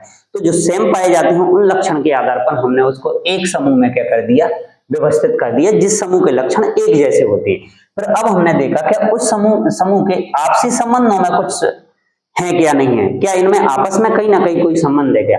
उस चीज का पता करेंगे और पता करने के बाद ही इस प्रक्रिया को ही हम कह देते हैं क्या, जैविक वर्गीकरण। यही हमारा जैविक वर्गीकरण कहलाता है। और इस जैविक वर्गीकरण का मेन उद्देश्य यही है कि अत्यधिक संख्या में ज्ञात सजीवों को समूह में व्यवस्थित करना, ताकि उनका अध्ययन किया जा सके। हर प्लांट, हर एनिमल का एक ग्रुपिंग हमें करनी पड़ेगी, जिससे आसानी से उसकी क्या की जा सके, स्टडी की जा सके। जब कोई बॉटनिस्ट यानी प्लांट का कोई वैज्ञानिक, बॉटनी वाला कोई वैज्ञानिक यदि इनकी स्टडी करता है तो उनके लिए बड़ा आसान हो जाए भाई कि ये एक समान ग्रुप वाले प्लांट हैं, तब जाके हमें उनका बायोलॉजिकल क्लासिफिकेशन करना पड़ेगा। अब टाइप ऑफ बायोलॉजिकल क्लासिफिकेशन, अब हम इस बायोलॉजिकल क्लासिफिकेशन के प्रकार की बात करते हैं। अब प्रकार यदि बात करते हैं तो ये बात करते हैं हम एपी डे कैंडोले के अनुसार। इन्होंने क्लासिफिकेशन दो प्रकार का बताया। सबसे पहला था हमारे पास क्या, एम्पिरिकल क्लासिफिकेशन, कि जब कोई वैज्ञानिक किसी स्थान का फ्लोरा लिखता है, अभी चर्चा करेंगे कि फ्लोरा क्या है, तब इसका उपयोग करता है। फ्लोरा का मतलब होता है किसी स्थान विशेष पर पाए जाने वाले पादप के, मान लो हमें पता है कि कोई प्लांट ऐसे हैं जो रेगिस्तान वाले क्षेत्र में पाए जाते हैं, इसके अलावा नहीं पाए जाते हैं, तो वो रेगिस्तान का फ्लोरा होगा और वो प्लांट वहीं के रहेंगे, वहां के अलावा ये कहीं दूसरी जगह नहीं पाए जाएंगे, ठीक है ना, तो वो फ्लोरा कहलाता है। तो उस तरीके से हम कहीं का भी फ्लोरा लिख सकते हैं, जैसे flora of MP, flora of India. हमें मालूम है कि एमपी के अंदर कौन कौन से प्लांट पाए जाते हैं जो अदर स्टेट में या अदर कंट्री में नहीं पाए जाते, या फिर इंडिया के अंदर ऐसे प्लांट पाए जाते हैं जो अदर कंट्री के अंदर नहीं पाए जाते हैं। तो हम वहां का उसका क्या लिख सकते हैं, फ्लोरा, कि भाई यहाँ इस टाइप के प्लांट और पेड़ पौधे पाए जाते हैं, वो वहां का फ्लोरा कहलाता है। भाई ये बात याद रखना है, ठीक है। दो बुक्स हैं जिनमें पूरे इंडिया का फ्लोरा लिखा हुआ है, आपको नाम याद रखना है। मतलब उस बुक्स के अंदर ये बात लिखी हुई है कि किस क्षेत्र के अंदर किस टाइप की वनस्पति, किस टाइप के प्लांट पाए जाते हैं, उसे हम वहां का बोल देते हैं फ्लोरा। और ऐसा फ्लोरा लिखने के लिए हमारे पास दो बुक्स हैं, उनके नाम याद रखने हैं पूरे इंडिया का। एक तो है फ्लोरा ब्रिटिश इंडिका, जो कि लिखा गया था जेडी हुकर के द्वारा, नाम याद रखना है वैज्ञानिक का। एक है flora indica by William Roxburgh, एक लिखा गया था विलियम रॉक्सबर्ग के। दो बुकों के नाम आपको याद रखना है, फ्लोरा ब्रिटिश इंडिका जो कि जेडी हुकर द्वारा लिखा गया, और फ्लोरा इंडिका जो कि विलियम रॉक्सबर्ग के द्वारा लिखा गया था। ये था हमारे पास एम्पिरिकल क्लासिफिकेशन के अंदर। दूसरा आ जाता है हमारे पास रेशनल क्लासिफिकेशन, जिसे हम तर्कपूर्ण कहते हैं, लॉजिकपूर्ण कहते हैं। और ये पादपों के लक्षणों को देखकर वर्गीकरण किया जाता है। प्लांट को हमने देखा, उसके लक्षण देखे हमने, उस आधार पर हम उसके बारे में बता देते हैं। क्लियर। दूसरा, अब इसके प्रकार की बात करते हैं। देखो, हम लक्षणों को देखकर हमने कर दिया रेशनल क्लासिफिकेशन, ये टाइप 2 थे, हमने इनको स्टडी कर लिया। नेक्स्ट आ जाता है फिर हमारे पास प्रैक्टिकल क्लासिफिकेशन। इसके अंदर बात करते हैं, देखो वर्गीकरण पद्धति को सबसे प्राथमिक इसमें पौधों को उनके आर्थिक महत्व के आधार पर अथवा मानव उपयोग के आधार पर वर्गीकृत किया जाता है। तब इस वर्गीकरण को अर्लीस्ट वर्गीकरण पद्धति के नाम से भी जानते हैं। यानी यही प्रैक्टिकल है कि भाई किस पेड़ पौधे से हमें क्या फायदा प्राप्त हो रहा है, क्या हमारे फायदे का वो है या नहीं है, इस आधार पर यदि हम वर्गीकरण करते हैं तो प्रैक्टिकल वर्गीकरण कह देते हैं। जैसे कि तेल प्रदान करने वाले पादप, नारियल है, मूंगफली है, सोयाबीन, इनका एक ग्रुप बना दिया। रेशे प्रदान करने वाले जूट है, कपास है, एक ग्रुप बना। औषधि प्राप्त करने वाले पौधे जैसे राउल्फिया, सिनकोना, यूकेलिप्टस, इनसे कुछ औषधि हमें प्राप्त होती हैं, इनका एक ग्रुप कर दिया कि ये सभी औषधि वाले हैं, ये रेशे वाले हैं और ये तेल प्रदान करने वाले हैं। तो उसके आधार पर यदि हम स्टडी कर रहे हैं तो ये प्रैक्टिकल क्लासिफिकेशन कहलाता है। इस वर्गीकरण में कोई भी एक पादप एक से अधिक समूहों में व्यवस्थित हो सकता है, क्योंकि जो औषधि देने वाला है वो हमें कुछ और भी दे सकता है, अन्न भी दे सकता है, भोजन भी दे सकता है, इमारती लकड़ी भी दे सकता है, जड़ें उसकी उपयोगी हो सकती, काष्ठीय लकड़ी बनाने के लिए, फर्नीचर बनाने के लिए। तो एक पौधा कई प्रकार से समूह का सदस्य हो सकता है। जैसे हल्दी की बात करें हम, हल्दी जो है ना वो बहु उपयोगी पादप है, इससे हमें औषधि भी मिलती है, इससे मसाले भी प्राप्त होते हैं हमें, और भी कई प्रकार की चीजें हैं इससे हमें बनाई जाती हैं। ठीक है, आगे नेक्स्ट आ जाता है फिर हमारे पास आर्टिफिशियल क्लासिफिकेशन। देखो इसमें बात करते हैं, इसमें पौधों को एक या दो आकार की लक्षण, जैसे हमने उसको देखा बाहर से रंग रूप उसका देखा, या तो एक लक्षण देखा या दो देखे हमने, उसके आधार पर, यानी 1 और 2 मॉर्फोलॉजिकल कैरेक्टर हमें उसके देखने हैं बाहर से, अर्थात पूरे आकार के लक्षणों को नहीं देखा जाता है, 1 या 2 या 3 बस इतने लक्षण देके उसके आधार पर हमने बता दिया इसको भाई कि ये इस टाइप का प्लांट है। ऐसा जैसे लिनियस द्वारा प्रस्तुत वर्गीकरण एक आर्टिफिशियल है, जो भी उन्होंने बताया था नोट पॉइंट में आ जाता है, याद रखना है। लिनियस ने अपनी पुस्तक जिसका नाम है जेनेरा प्लांटेरम, पादप जगत को मुख्यतः पुंकेसर आज हम नाम जानते हैं, इसके आधार पर 24 वर्गों में विभाजित किया था। इसलिए उनके वर्गीकरण को हम लैंगिक वर्गीकरण भी कहते हैं, क्योंकि पुंकेसर जो भाग है ना वो पौधे का कैसा भाग है भाई, लैंगिक भाग है। तो इसलिए इनको लैंगिक वर्गीकरण भी बोल दिया जाता है। लिनियस ने फेनेरोगेम्स, यानी फेनेरोगेम्स के अंदर हम 2 प्लांटों को शामिल करते हैं, एक जिम्नोस्पर्म है और एक एंजियोस्पर्म है, आगे पढ़ेंगे, फिलहाल नाम याद रखना है आपको। इनको फेनेरोगेम के आधार पर इन्होंने 23 वर्गों में विभाजित किया, और लिनियस ने दूसरे पादपों जैसे कि शैवाल है, नाम जानते हो, कवक है, मॉस है जिनको हम ब्रायोफाइट्स कहते हैं, फर्न है, टेरिडोफाइट्स है, आदि के लिए एक अलग अलग वर्ग बनाया जिसे क्रिप्टोगेमिया के नाम से जाना जाता है। कुछ नई चीजें इनके द्वारा बताई गई जिनके बारे में शायद अभी आप लोगों ने स्टडी नहीं की हो, जो साइंस से रिलेटेड है उस भाई ने इसकी अच्छे से स्टडी की होगी और उसको नॉलेज है भाई, फेनेरोगेम्स क्या होते हैं, मॉस क्या होते हैं, कवक, शैवाल, टेरिडोफाइट्स क्या होते हैं, ये हमें याद रखना है। दूसरा आता है इस वर्गीकी में कायिक लक्षणों तथा जन्यक लक्षणों को समान महत्व दिया गया है। कायिक लक्षण वो होते हैं जो सिर्फ बाहर से देखकर, उसके रंग, रूप, आकार, प्रकार को देखकर बताए जाते हैं, और जेनेटिक लक्षण वो होते हैं जब पौधों के अंदर क्रॉस कराया जाएगा, उससे नई संतान जो उत्पन्न होगी पौधे से, उसके लक्षण कैसे हैं, उनके पूर्वजों से उन लक्षणों को मैच किया जाएगा, तब जाके हम जेनेटिक लक्षणों की जानकारी ज्ञात कर पाएंगे। नेक्स्ट आ जाता है देखो नेचुरल क्लासिफिकेशन। नेचुरल क्लासिफिकेशन के अंदर बात करते हैं, इसमें पादप का वर्गीकरण उनकी संपूर्ण आकार के पूरा बाहर से देखकर जो भी कंप्लीट है उसको देखने में हमें कौन कौन से लक्षण मिलना है, चाहे उसका स्टेम हो यानी तना हो, चाहे उसका रूट यानी जड़ हो, चाहे उसकी लीव्स यानी पत्तियां हो, चाहे उसका फ्लावर यानी फूल हो, इन सारी बातों को देखा जाएगा इसके अंदर। कुछ इंपॉर्टेंस है इसके बारे में क्या, कि नेचुरल क्लासिफिकेशन सबसे अच्छा माना जाता है। क्यों? क्योंकि ये पौधों की प्राकृतिक समानताओं और असमानताओं को दर्शाता है, बिल्कुल सही बात है, और आपसी संबंध को भी दर्शाता है। इस प्रकार के क्लासिफिकेशन में एक समूह के पौधों में समानताएं सबसे ज्यादा होती हैं, असमानताएं कम होती है, जबकि आर्टिफिशियल क्लासिफिकेशन जो था उसमें समूह के पौधों में केवल 1 या 2 समानताएं होती थी, असमानताएं बहुत ज्यादा थी, ये उसकी कमी थी। तो फिर इसके लिए ये बना हमारे पास। अब नेचुरल क्लासिफिकेशन के 2 प्रकार आ जाते हैं जिसको हम बोलते हैं नेचुरल नॉन फाइलोजेनेटिक क्लासिफिकेशन। तो देखो इस वर्गीकरण में पौधों की जो जाति वृत्तीय होती है जिसे हम फाइलोजेनी कहते हैं को ध्यान में नहीं रखा जाता है, अर्थात केवल सकल आकार की को ही ध्यान में रखा जाता है। तो फाइलोजेनी का मतलब ये होता है हमें एक सीरियल क्रम हमें याद रखना पड़ता है कि कौन सा जीव किससे बना हुआ है।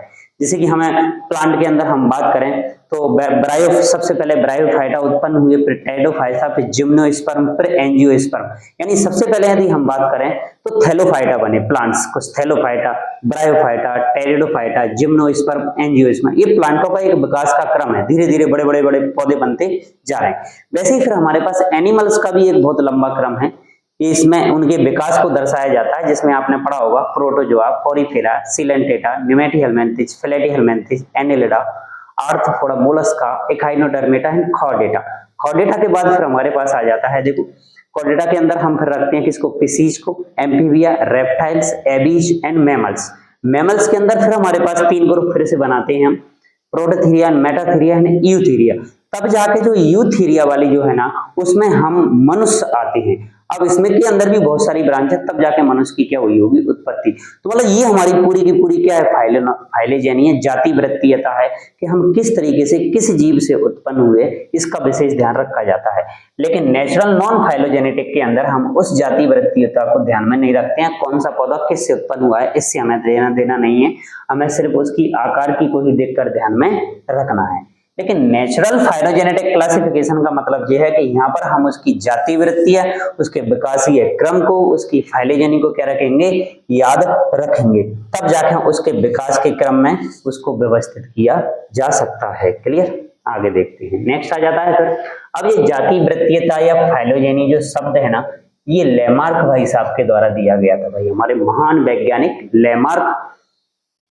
और इन्होंने कुछ प्रकृति से रिलेटेड, जीव जंतुओं से रिलेटेड बहुत सारी ऐसी नई चीजों के बारे में हमें जानकारी दी थी, तो वो हम कभी आगे देखेंगे, पढ़ेंगे। फाइलोजेनी का कंसेप्ट जो है ना, वो अनरेस्ट हैकल के द्वारा दिया गया था। ई हैकल आप याद रखना है, ई हैकल।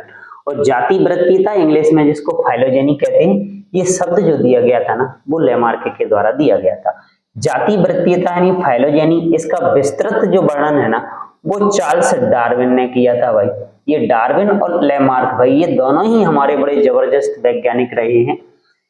इन्होंने अपनी पुस्तक है जिसका नाम आपको याद रखना है, डार्विन की पुस्तक का ऑरिजिन ऑफ स्पीसीज में इन्होंने फाइलोजेनी के बारे में वर्णन किया था। और इनकी ये पुस्तक है ना, वो अपने समय की बहुत काफी प्रसिद्ध पुस्तक थी।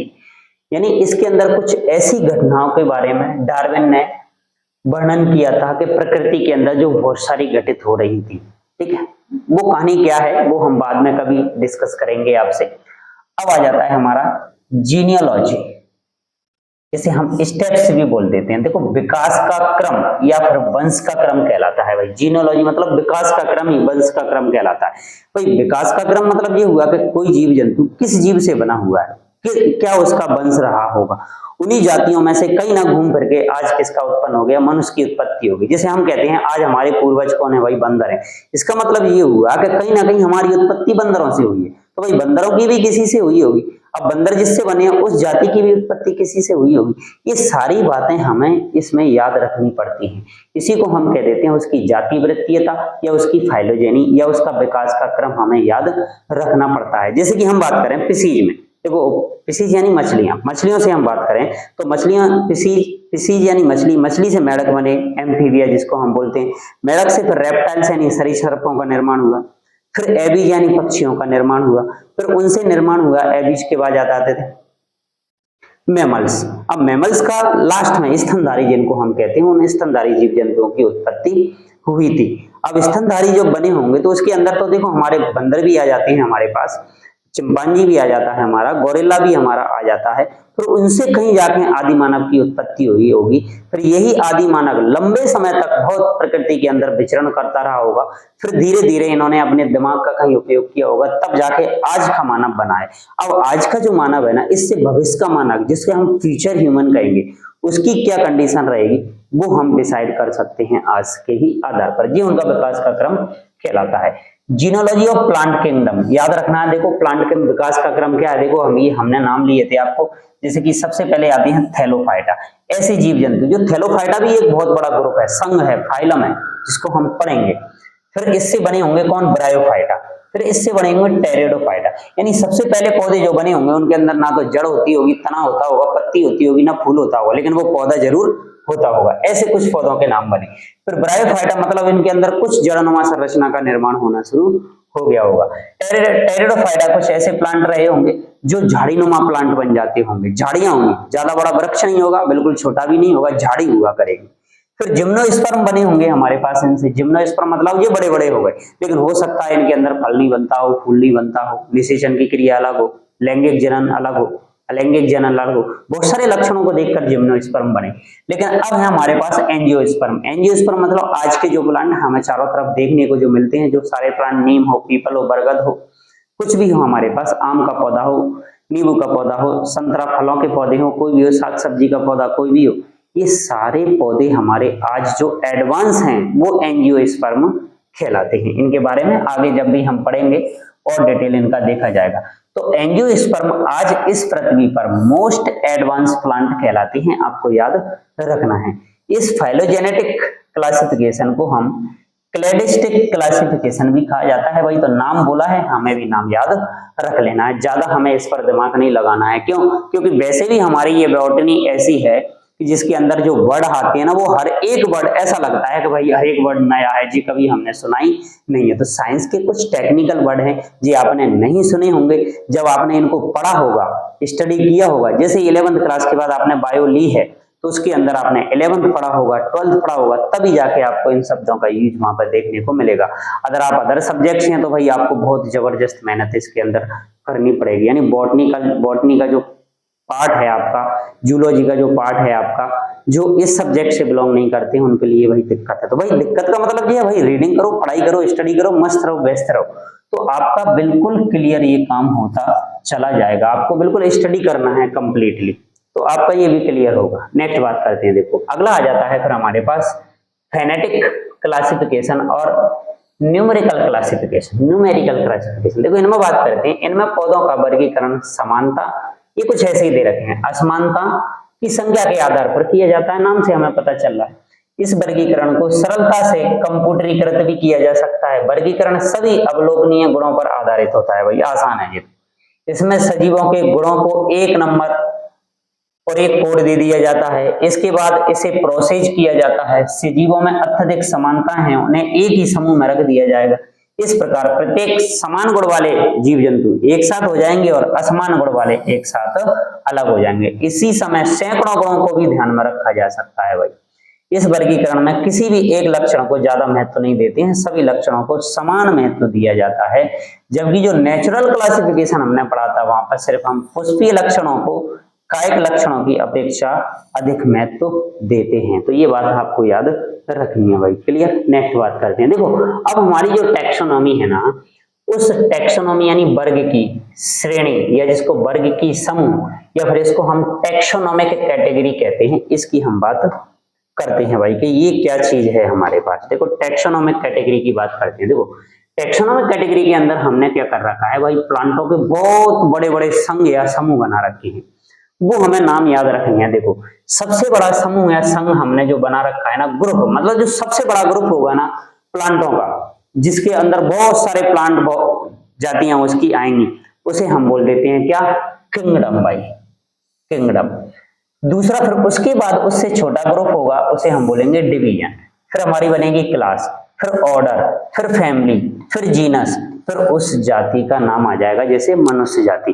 तो मनुष्य जाति जो दे रखी है, जाति के बाद उसका वंश यानी उसकी फिर फैमिली जो हम याद करते हैं, आपने एग्रीकल्चर के अंदर पढ़ा है भाई कि पेड़ पौधों के वंशों के नाम क्रूसीफेरी, मालवेसी, ये हम पढ़ते हैं, रूटेसी, ग्रेमिनी, घासों का कुल जो हमारे पास, लेगुमिनेसी, ये बहुत सारे कुल हैं, फैमिली है हमें जो याद करनी पड़ती है, कुलों के नाम हमें याद करने पड़ते हैं। इस तरीके से इन्हीं को हम याद कर रहे होते हैं, उनकी क्लास है, उनका डिवीजन है, किंगडम है, ये सारी चीजें हमें याद करनी पड़ती हैं। तो जो किंगडम है ना वो सबसे बड़ी कैटेगरी होती है, बिगेस्ट कैटेगरी होती है, और जो स्पीसीज होती है ना वो सबसे छोटी कैटेगरी होती है, बेसिक यूनिट होती है, स्मॉलेस्ट कैटेगरी होती है आपकी। इन्हीं का हम इसमें अध्ययन करते हैं। अब जो डिवीजन है ना, इसके लिए हम दो वर्ड यूज करते हैं, एक फाइलम। जब यही डिवीजन एनिमल के लिए लिखा जाएगा तो वहां पर हम इसको बोल देंगे क्या, फाइलम। और जो ऑर्डर होता है, ऑर्डर के लिए एक नया शब्द और यूज किया गया था, कोहॉर्ट, जो यूज किया था किसने, बेंथम एंड हुकर ने। आगे हमें मिलेंगे ये वैज्ञानिक, इनसे हम परिचित होंगे कि भाई इन वैज्ञानिकों ने क्या किया था, बेंथम एवं हुकर ने। इनकी भी चर्चा हम इसके अंदर आगे करेंगे। अब कुछ पॉइंट दे रखे, मुख्यतः 7 टैक्सोनॉमिक कैटेगरी हैं भाई, आपको याद रखना। वर्ग की समूह कितने हैं भाई, 7 हैं। कौन कौन से भाई, पहला एरा, दूसरा एरा, तीसरा ये है, चौथा, पांचवा, छठवा और ये 7वां। इस तरीके से 7 हमारे पास टैक्सोनॉमिक कैटेगरी हैं, और इसी के ही अनुसार हम किसी भी प्लांट को व्यवस्थित तरीके से उसकी स्टडी करते हैं। यही हमारी क्या कहलाती है, टैक्सोनॉमी कहलाती है। देखो कैटेगरी है, पादप का वर्गीकरण करते समय उपयोग निश्चित रूप से करना ही होगा। जब हम किसी पादप का वर्गीकरण कर रहे हैं, उसको पहचान रहे हैं, प्लांटों पर स्टडी कर रहे हैं, हम साइंटिस्ट बनकर बहुत सारी स्टडी प्लांटों पर करेंगे। उन सारी बातों की स्टडी हमारी इन्हीं को ध्यान में रखकर की जाती है। कुछ कैटेगरी और भी हैं, जैसे ट्राइब, सब ट्राइब, सब डिवीजन, सब ऑर्डर और सब फैमिली। ये अनिवार्य नहीं है, लेकिन जरूरत पड़ती है तो हम इनका भी यूज इसके अंदर करते हैं। इन कैटेगरी का उपयोग करना जरूरी नहीं है, जरूरत पड़ने पर ही इनका उपयोग किया जाता है। जरूरत पड़ने पर ये होता है कि मतलब जब हम किसी प्लांट को पहचान नहीं पा रहे हैं, तो उसके कुछ लक्षण उससे मैच कर रहे हैं, कुछ उससे मैच कर रहे हैं, तो उस कंडीशन में फिर हमें उनके कुछ अन्य लक्षणों को भी देखना पड़ता है, तब जाके हम उसको व्यवस्थित कर पाते हैं। क्लियर। कुछ क्लासिफिकेशन हमें दे रखे हैं, जैसे कि देखो क्लासिफिकेशन मैंगो, आम का दे रखा है भाई हमें, इस आम के क्लासिफिकेशन की बात करते हैं। जैसे कि आम का किंगडम है भाई प्लांटी, प्लांट के अंदर आता है, प्लांटी उसका किंगडम है।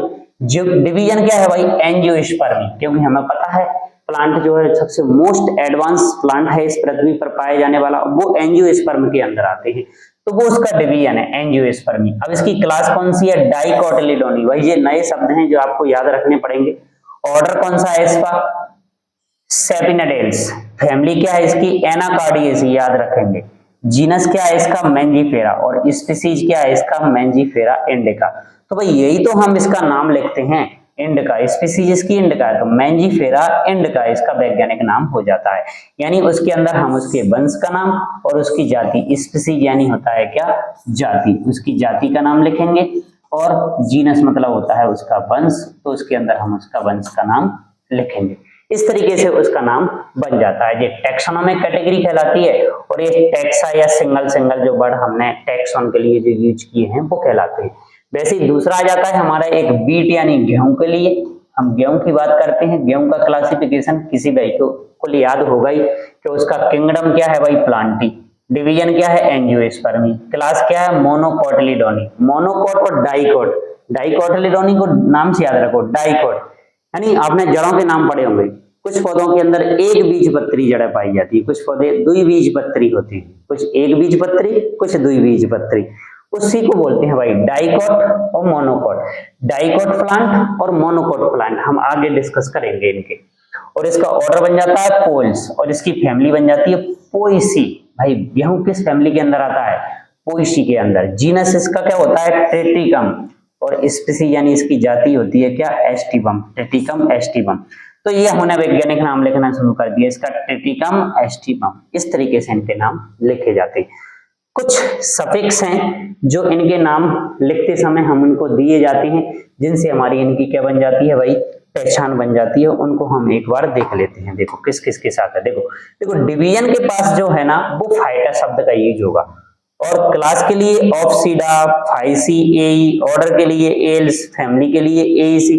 कुछ सफिक्स हम यूज में लेते हैं। फाइटा जो शब्द है ना वो हम प्लांट के लिए नहीं लेते हैं, एनिमल के लिए यूज करते हैं। इसलिए आपका जो डिवीजन लिखा है ना उसके लास्ट में कहीं पे सफिक्स के रूप में कहीं पे भी हमारे पास ये शब्द नहीं लगा है फाइटा, लेकिन क्लास जो है ना उसके अंदर हम लगा सकते हैं क्या क्या, ऑप्सीडा, फाइसी, तो देखो, या ए जे लगा हुआ है, ए जे लगा हुआ, इससे हम पहचान कर लेते हैं कि हम किसी की क्लास की बात कर रहे हैं। और यदि ऑर्डर में ALES लगा हुआ है, ALES, तो ये बात करते हैं कि इस सेपिनाडेल्स इसका मतलब ये ऑर्डर है, ये क्या है, फिर ऑर्डर की बात कर रहे हैं। और ये लगा हुआ है तो हम उसकी फैमिली की बात कर रहे हैं, एनाकार्डियेसी, पोएसी, मालवेसी, क्रूसीफेरी। इस तरीके से हम पहचान लेते हैं इनकी फैमिली है जी कहलाती है हमारे पास। ठीक है, इन शब्दों का हमें याद रखना है। नेक्स्ट आ जाता है कि किसी भी पौधे या जंतु का वर्गीकरण के अवरोही या आरोही क्रम में लिखा जाता है। भाई बिल्कुल सही बात है, किसी भी जब जंतु का जब हम वर्गीकरण करते हैं तो सबसे पहले हमारे पास ये पॉइंट है कैटेगरी, इन्हें हमें टैक्सोनॉमिक कैटेगरी को याद रखना पड़ता है कि सबसे पहले किंगडम, फिर डिवीजन, फिर क्लास, फिर ऑर्डर, यानी वो जीव छोटा होता जा रहा है।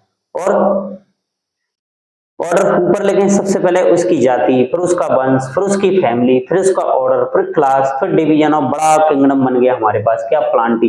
प्लांट दुनिया भर के जितने सारे फैले हैं वो सब इसी किंगडम के अंदर आएंगे। तो प्लांटों का किंगडम अलग है और एनिमल का किंगडम अलग है, वहां हम फाइटा शब्द का यूज करेंगे। ठीक है, नेक्स्ट आ जाता है हायरार्की। टैक्सोनॉमिक कैटेगरी का अवरोही या आरोही क्रम, या जिसको हम पदानुक्रम कहते हैं, ये हायरार्की कहलाता है। स्पीसीज यानी हम जाति की बात करें, वर्गीकरण की सबसे छोटी आधारभूत इकाई है जिसे हम स्मॉलेस्ट टैक्सोनॉमिक कैटेगरी या बेसिक यूनिट ऑफ क्लासिफिकेशन के नाम से जानते हैं। नोट पॉइंट में बात करें, जैसे जैसे जाति से जगत, जिसे हम क्या कहते हैं, किंगडम की ओर बढ़ते जाते हैं, समान लक्षणों की संख्या धीरे धीरे क्या होती जाती है, कम। और जैसे ही हम नीचे टैक्सा होगा उसके सदस्यों में सबसे अधिक गुण समान होंगे, और जैसे जैसे उच्च कैटेगरी की ओर जाते हैं उसी स्तर पर अन्य टैक्सा से संबंध निर्धारित करना क्या हो जाता है, फिर कठिन हो जाता है। जो शब्द हमारे पास आ गया है जहाँ टैक्सॉन जिसको हमने बोला था, तो कैटेगरी में सम्मिलित पादप समूह या जंतु समूह को ही हम क्या बोल देते हैं, टैक्सॉन कह देते हैं। चाहे तो जंतु समूह हो चाहे वो पादपों का समूह हो। जब हम कोई कैटेगरी में हम शामिल कर रहे हैं, ऑर्डर में लिख रहे हैं, क्लास में लिख रहे हैं, तो उन सभी प्लांटों को या सभी एनिमल को आपस में हम क्या कह देंगे भाई, ये टैक्सॉन है। तो टैक्सॉन कोई नया वर्ड नहीं है। अब टैक्सॉन जो शब्द है ना, किस किस के द्वारा दिया गया, तो दो वैज्ञानिक है, एनिमल के लिए किसी और ने दिया और प्लांट के लिए किसी और ने दिया। तो टैक्सॉन शब्द एडोल्फ मायर ने दिया था एनिमल के लिए, और एच.जी. लैन ने दिया था किसके लिए, प्लांट के लिए दिया था। एडोल्फ मायर एनिमल के लिए और एच.जे. लैन प्लांट्स के लिए ये टैक्सॉन नाम शब्द दिया था इन्होंने, ठीक है। नेक्स्ट आ जाता है, देखो नोटपॉइंट में देखा रखा है कि किंगडम, जीनस और स्पीसीज के लिए सफिक्स लगाने का नियम नहीं है भाई। इन तीनों में हम सफिक्स नहीं लगाते हैं, बाकी की इसकी फैमिली वगैरह है, स्पीसीज को छोड़ दो, ऑर्डर में हम सब में सफिक्स लगाते हैं। वर्गीकरण एकल सोपान एक प्रक्रम नहीं है, बल्कि इसमें पदानुक्रम सोपान स्टेप्स होते हैं, जिसमें प्रत्येक सोपान एक रैंक अथवा कैटेगरी को प्रदर्शित करता है, और यही कैटेगरी समस्त वर्ग की व्यवस्था का एक मूल आधार हिस्सा होती है। इसलिए वर्ग की समवर्ग, जिसको हम टैक्सोनोमिक कैटेगरी कहते हैं, तभी सारे कैटेगरी मिलकर वर्ग की पदानुक्रम, जिसको टैक्सोनोमिक हायरार्की कहते हैं, का निर्माण करते हैं। और प्रत्येक समवर्ग वर्गीकरण की एक इकाई को प्रदर्शित करता है। वास्तव में यह पद रैंक को दर्शाता है, और इसे प्राय वर्ग के टैक्सॉन या प्लूरल बोले तो टैक्सा कह देते हैं। बड़ी बहुत सारी चीजें इसके अंदर हम स्टडी करते हैं। नेक्स्ट आ जाता है फिर हमारे पास, जैसे कि जाति दे रखी है भाई, अभी हम पढ़ रहे थे बहुत देर से। वर्गीकी अध्ययन में जीवों के वर्ग जिसमें मौलिक समानताएं होती हैं, जैसे कि एक समान, जैसे मनुष्य जितने भी हैं उनके अंदर समान लक्षण पाए जाते हैं, तो वो एक ही जाति के लक्षण कहलाते हैं। गाय की जातियों की बात करें, उनके अंदर एक जैसे लक्षण पाए जाते हैं, वो गाय की जाति। भैंस जैसे लक्षण जिसके अंदर पाए जाएंगे वो सारी भैंस की जातियां। तो इस तरीके से अलग अलग जातियां हैं, मनुष्य की, गाय की, भैंस की, कुत्ता, घोड़ा, बिल्ली, सूअर, खरगोश, चूहा, सबकी अलग अलग है।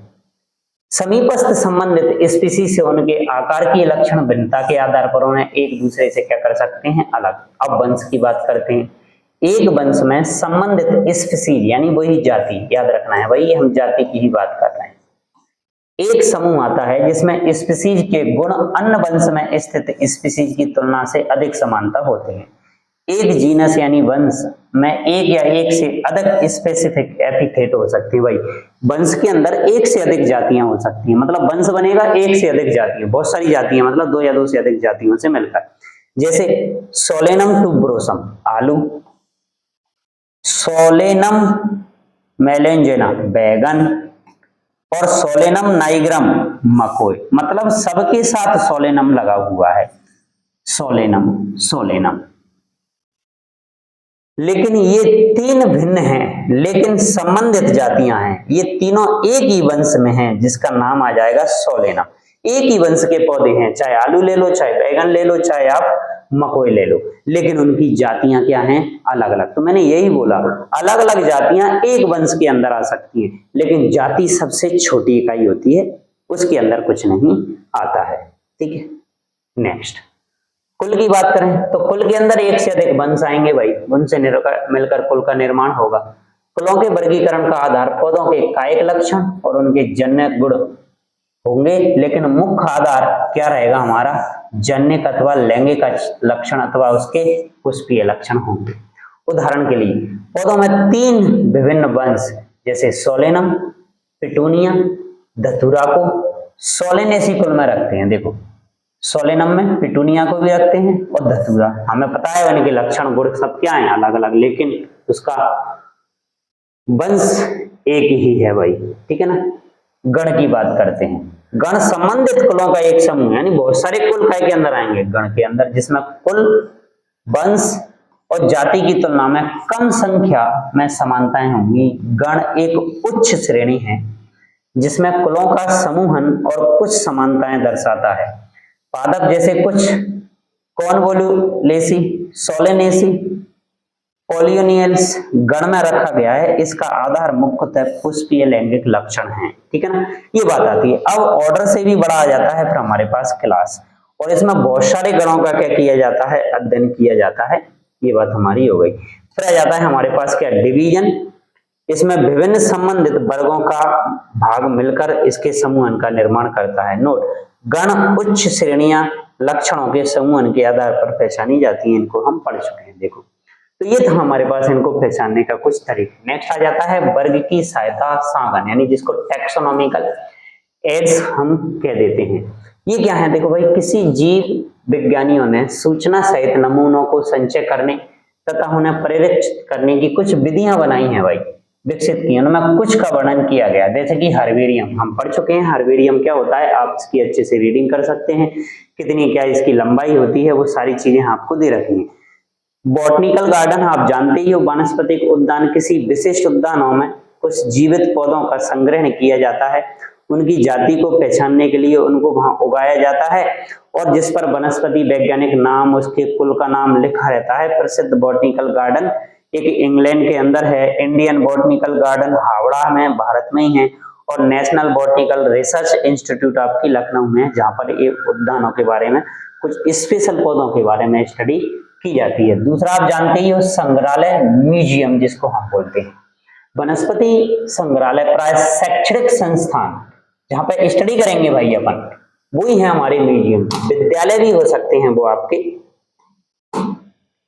विद्यालय कुछ कॉलेज भी हो सकते हैं, यूनिवर्सिटी भी हो सकती है, वहां पर म्यूजियम बनाए जाते हैं, संग्रहालय। इनके अंदर कुछ चीजों को स्टोर करके रखा जाता है, जिससे कि स्टूडेंटों को उनके बारे में नॉलेज दी जाती रहे। ऐसे म्यूजियम बना दिए जाते हैं। अध्ययन के लिए परिरक्षित पौधे और प्राणियों के कुछ सैंपल वहां पर रखे जाते हैं।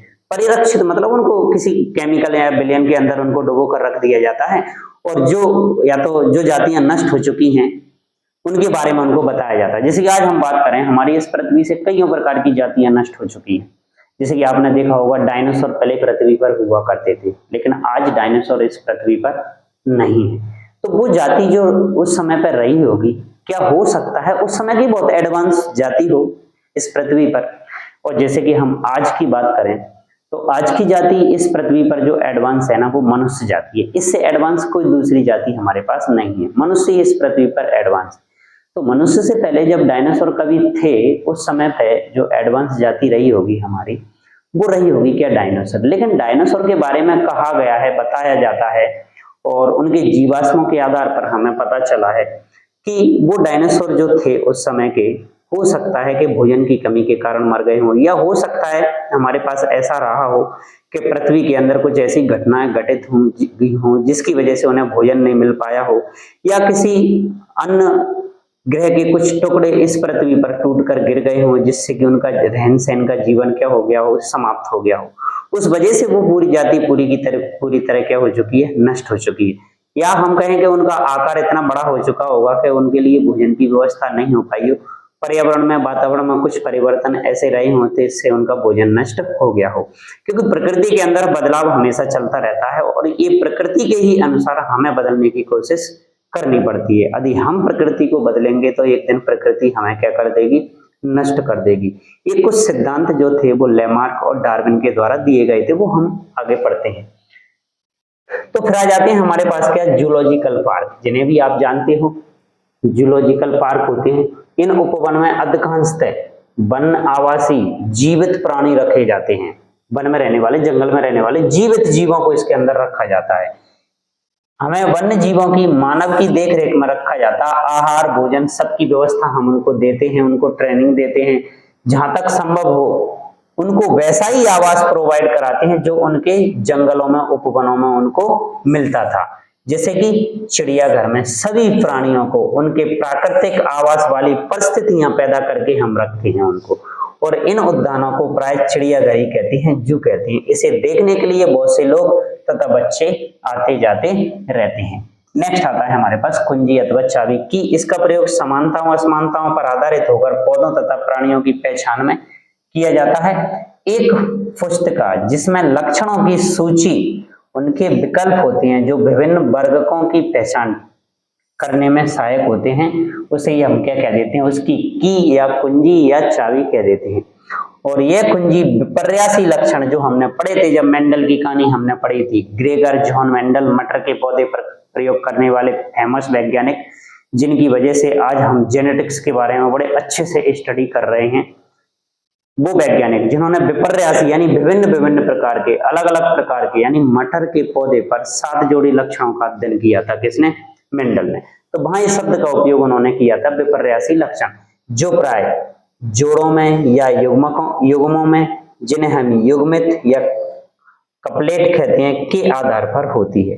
कुंजी के कपलेट के प्रत्येक वाक्य को हम लीड या मार्गदर्शक कहते हैं। कुंजियां सामान्यतः विश्लेषी प्रकृति की होती हैं और प्रत्येक वर्ग की श्रेणी टैक्सोनॉमिक कैटेगरी जैसे कुल, वंश, जाति आदि को पहचानने के लिए अलग अलग वर्ग की कुंजी की आवश्यकता हमें होती है। कुंजी 2 वितरित विकल्पों को चुनने को दर्शाती है। इसके परिणाम स्वरूप एक को मान्यता और दूसरे को अमान्यता प्राप्त हो जाती है। ठीक है, कुछ और पॉइंट हमारे पास आ जाते हैं, जैसे सूची पत्र क्या है भाई? कैटलॉग, जिसको आप जानते हो भाई, सब लोगों ने नाम से सुना है, लेकिन देखो प्लांट के लिए हम कैटलॉग का यूज कर रहे हैं। और जैसे हम आम भाषा में हम कैटलॉग की बात करें तो कोई कपड़े वाला है तो उसका कैटलॉग हम देखते हैं, उसके अंदर डिजाइन वगैरह जो भी है, कुछ पैटर्न हमें दे रखे होते हैं, उसमें देख के हमें समझ में आ जाता है तो हम बता देते हैं भाई इस टाइप का पैटर्न आप हमें दिखा दीजिए, वो उसका कैटलॉग कहलाता है। तो इसी तरीके से सूची पत्र कैटलॉग हमारे पास एक छोटी पुस्तिका, जिसमें हम उस वनस्पतिक शीर्षकों से संबंधित पुस्तकों का एक अकाउंट, लेखकों का पूर्ण नाम, प्रकाशनों की जानकारी होती है और एक क्षेत्र में पाई गई जातियों का विधिवत वर्णन करते हुए उनकी पहचान की सुगमता के लिए संक्षिप्त वर्णन करते हुए हम एक सूची तैयार करते हैं, उसे हम क्या कह देते हैं? सूची पत्र या कैटलॉग कह देते हैं। दूसरा, हम फ्लोरा पढ़ चुके हैं। इसमें किसी भी विशेष क्षेत्र में पाए जाने वाले पौधे के इंडेक्स, उसका नाम, उसका वास कहाँ रहता है, उसका स्थान, हैबिट क्या है, उन वितरणों का, डिस्ट्रीब्यूशन का विषय में जानकारी होती है, उसे हम क्या कह देते हैं? फ्लोरा। फ्लोरा किसी स्पेशल क्षेत्र में पाए जाने वाले पौधों को हम कहते हैं फ्लोरा। एक आता है फिर हमारे पास फौना। फौना का मतलब होता है किसी स्पेशल क्षेत्र में पाए जाने वाले एनिमल्स को देखकर, एक अलग जगह पर इसी प्रकार के जीव जंतु पाए जाते हैं, इस जगह पर इस प्रकार के जीव जंतु पाए जाते हैं, ठीक है ना, वो उसका फौना कहलाती है। दूसरी आती है नियम पुस्तिका, जिसे हम कहते हैं मैनुअल्स। इससे किसी क्षेत्र विशेष में पाई जाने वाली स्पीसीज को पहचानने में सहायता मिलती है, जिसे हम नियम पुस्तिका कहते हैं, जिसके अंदर बहुत सारे नियम, सारा जो वगैरह हमने कुछ पढ़ा है, स्टडी किया हुआ है, सारी बातें उसके अंदर लिखी रहती है। नेक्स्ट आता है मोनोग्राफ। इसमें किसी एक टैक्सॉन, जो पढ़ चुके हैं हम, इसकी पूरी जानकारी इसके अंदर मोनोग्राफ के अंदर होती है भाई। तो देखो, ये थी हमारी क्लास आज टैक्सोनॉमी से रिलेटेड, जिसमें हमने वर्गीकरण जो देखा था, प्लांटों का किस तरीके से क्लासिफिकेशन किया जाता है। बड़ी एक जबरदस्त ब्रांच है हमारे पास किसके अंदर, प्लांटों की स्टडी करने की। तो कुछ टर्मिनोलॉजी यहाँ पर ऐसी आई है कि जिनका हमने शायद है पहली बार यूज किया होगा, सुनने में हमें ऐसा लग रहा होगा, लेकिन नहीं, इनका उपयोग बार बार होता है और इन्हीं के आधार पर इस बॉटनी की क्या की जाती है? स्टडी की जाती है। तो इस तरीके से आपके एग्जाम के अंदर इससे यदि कहीं से भी क्वेश्चन यदि बनता है, चाहे वो कोई भी एग्जाम हो, आप किसी भी स्टेट का आप एग्जाम दे रहे हो, यदि वहां पर बॉटनी का पोर्शन यदि आता है तो सबसे पहले हमारे इस टाइप के क्वेश्चन यहाँ पर बनने को देखने को मिलते हैं। तो आप डिटेल अच्छे से इसकी स्टडी कीजिए और अगली क्लास हमारी रहेगी किसकी? स्पीसीज कंसेप्ट की, क्योंकि अभी तक हमने वर्गीकरण इसको कंप्लीट कर लिया है। इसके बाद हम स्पेशल एक जाति की आपसे बात करेंगे, चाहे वो मनुष्य जाति क्यों ना हो, चाहे वो पेड़ पौधों की जाति हो, चाहे वो किसी भी जीव जंतु की जाति हो। एक जाति का निर्माण किस तरीके से होता है, एक जाति के सदस्य हम कब कहेंगे कि ये सभी जातियां एक जैसी होती हैं, तो उनके बारे में हम स्टडी करेंगे। तो सभी लोग, अभी तक जिन लोगों ने चैनल को सब्सक्राइब नहीं किया है, वो चैनल को सब्सक्राइब कर दे, वीडियो को लाइक कर दे, शेयर कर दे और साथ में कमेंट करना नहीं भूलिए, जिससे कि आपको आगे मिलने वाली क्लासों का नोटिफिकेशन मिलता रहे। तो मिलते हैं आपसे अगली क्लास के अंदर। बहुत बहुत धन्यवाद।